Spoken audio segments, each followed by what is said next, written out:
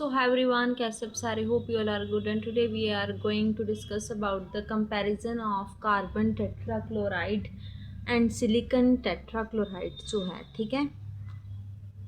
अभी ये carbon family में आता है, लाइक ग्रुप 14 में हम कहते हैं ना, group 14 is the carbon family. तो कार्बन फैमिली में ये आता है, ग्रुप 14 में आता है ये टॉपिक, ठीक है। तो this is the most important topic जो एग्ज़ाम्स में काफ़ी बार आ चुका है एंड आगे भी आ सकता है। It is like really granted, ठीक है। अब देखो, इसको कंपैरिजन जो है इसका बहुत ही इजी वे के साथ किया है।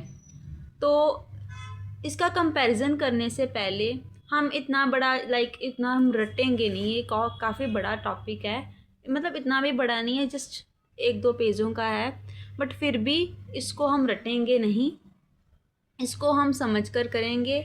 समझ कर किया हुआ भूलता कम है, ठीक है।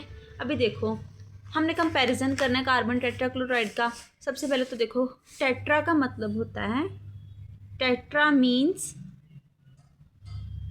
4, कार्बन क्लोराइड ये होता है कार्बन टेट्राक्लोराइड, सिलिकॉन टेट्राक्लोराइड। इतनी बात तो समझ में आई ना। अभी हमने एक ही चीज़ याद रखनी है कि हमने इसको हाइड्रोलाइज किस तरह करवाना है, मतलब ये होता भी है नहीं भी होता, इनका हाइड्रोलाइजिस देखना है, ठीक है। तो इसमें अगर हाइड्रोलाइज देखना है तो इसको हमें वाटर के साथ रिएक्ट करवाना पड़ेगा।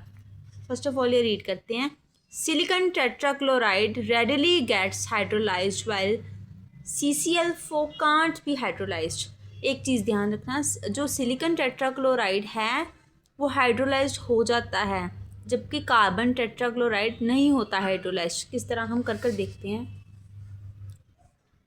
सिलिकॉन टेट्राक्लोराइड को अगर हमने वाटर के साथ रिएक्ट करवाया तो SiOH4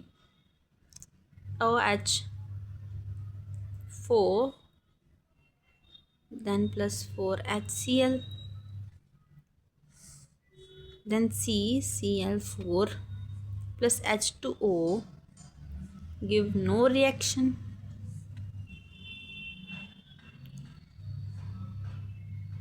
अभी देखो, हमने सिलिकॉन टेट्राक्लोराइड को वाटर के साथ जब रिएक्ट करवाया तो हमें सिलिकिक एसिड जो हमें मिला एंड HCl, ठीक है। एंड जो हमने कार्बन टेट्राक्लोराइड के साथ करवाया वो हमें नहीं मिला, it has note reaction.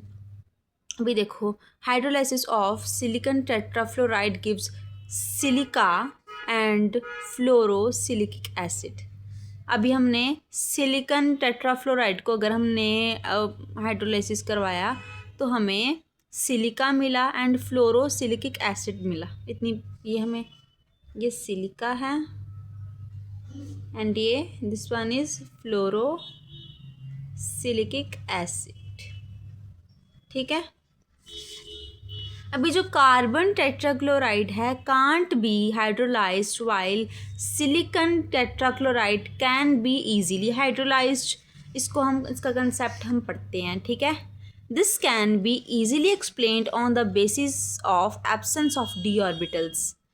D orbitals की एब्सेंस होती है सबसे पहले तो ग्रुप जो है ना इसमें। तो in the valence shell of carbon, valence shell of carbon में डी ऑर्बिटल की एब्सेंस होने के वजह से इनका जो कंसेप्ट है वो हम इजीली समझा सकते हैं। Carbon has only S and P orbital. Carbon के पास सिर्फ S और P ऑर्बिटल होता है। जैसे कार्बन है 6 1s2 2s2 2p2, इसी तरह होती है इलेक्ट्रॉनिक कॉन्फ़िगरेशन। कार्बन के पास सिर्फ S एंड P ऑर्बिटल होता है, D ऑर्बिटल की एब्सेंस होती है। As a result carbon can't increase its coordination number, ये नंबर है। इसके रिज़ल्ट में जब कार्बन जो है वो अपना कोऑर्डिनेशन नंबर है वो इंक्रीज़ नहीं कर पाता बियॉन्ड 4, ठीक है, 4 से ज़्यादा। अभी देखो, and Therefore, it can't accept electrons from water molecules। अगर वो कोऑर्डिनेशन नंबर को जैसे उनका इंक्रीज़ नहीं हो पा रहा देन वो वाटर मॉलिक्यूल्स से इलेक्ट्रॉन्स एक्सेप्ट करने की क्षमता भी नहीं रखता, अपनी एबिलिटी नहीं रखता। On the other hand silicon के टेट्राक्लोराइड जो होता है, जो सिलिकॉन टेट्राक्लोराइड होता है, रेडली हाइड्रोलाइज्ड बाय वाटर, ये पानी के साथ रेडली हाइड्रोलाइज्ड होता है। Silicon, because silicon has a vacant 3d orbital, silicon के पास 3d ऑर्बिटल वेकेंट होता है इन इट्स आउटरमोस्ट शेल, ठीक है। As a result silicon extends its coordination number beyond 4, तो ये एक्सटेंड कर पाता है कोऑर्डिनेशन नंबर 4 के साथ, ठीक है। The vacant 3d orbitals of silicon accept electrons from, जो वेकेंट 3d ऑर्बिटल है वो एक्सेप्ट करने की क्षमता तो रखते हैं, जबकि जो हमारे पास कार्बन था उसमें वेकेंट, उसमें जो डी ऑर्बिटल की एब्सेंस थी, इसमें डी ऑर्बिटल की वेकेंट है, ये जो 3 ऑर्बिटल वो वेकेंट है, तो वो एक्सेप्ट करने की क्षमता रखता है from water molecules. And silicon tetrachloride can be hydrolysed as shown below. इसको हम अच्छी तरह कर भी देखते हैं, अभी देखना, ये बहुत ही इतना बड़ा देखने में लग रहा है, बस आपको इतनी जल्दी तरह याद हो जाएगा ना, देखना। सिलिकॉन टेट्राक्लोराइड हमने कर दिया, अभी हमने इसमें वाटर मॉलिक्यूल जो है उसके ऐड किए, ठीक है।